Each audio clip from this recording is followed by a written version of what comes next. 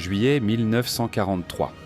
L'opération Barbarossa est officiellement terminée, mais Hitler refuse d'admettre la défaite. Il lance une ultime tentative pour reprendre l'initiative, l'opération Citadelle, au cœur de la région de Koursk. Face à lui, une armée soviétique renforcée, mieux équipée et surtout bien informée.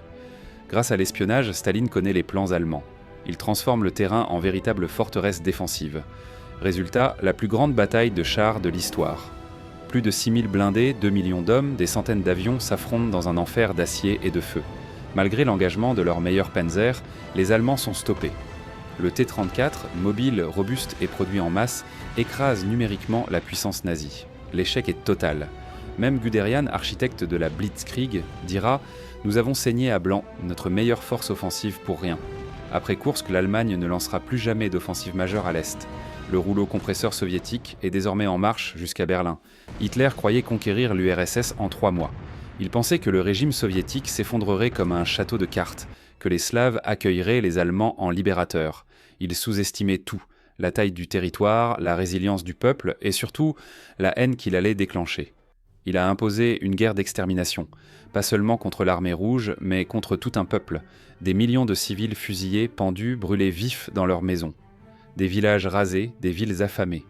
Dès l'été 1941, les Einsatzgruppen exécutent plus d'1 million de juifs, dans des fosses communes, souvent à la vue de tous. Babillard, Ponary, Rumbula, les noms des ravins deviennent des charniers. Mais ce crime total a réveillé l'instinct de survie d'un empire entier.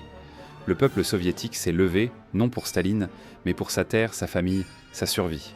Les femmes, les vieillards, les enfants creusent des tranchées, éteignent les bombes incendiaires, fabriquent des obus.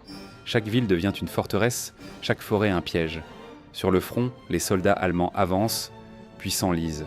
Ils affrontent la neige, la boue, la maladie, et des soldats soviétiques qui refusent de reculer, même encerclés, même sans munitions. La supériorité technique allemande est balayée par le nombre, la rage, la ténacité. Le front de l'Est devient une machine à broyer les hommes, où le Reich perd ses meilleures divisions jour après jour. À Stalingrad, à Koursk, à Leningrad, c'est toute l'armée allemande qui s'effondre, lentement, inexorablement. Le rêve de domination s'est transformé en cauchemar stratégique. Nous pensions conquérir la Russie, dira un officier allemand, mais c'est elle qui nous a enterrés. C'était le dernier épisode de notre série consacrée à l'opération Barbarossa. Si ce format t'a plu, les autres épisodes sont toujours disponibles sur la chaîne. Et si tu préfères tout voir d'un seul coup, la vidéo complète, qui regroupe l'ensemble de la série, est aussi en ligne. Pense à t'abonner et à laisser un like si tu veux soutenir le projet, et on se retrouve très vite pour de nouvelles vidéos.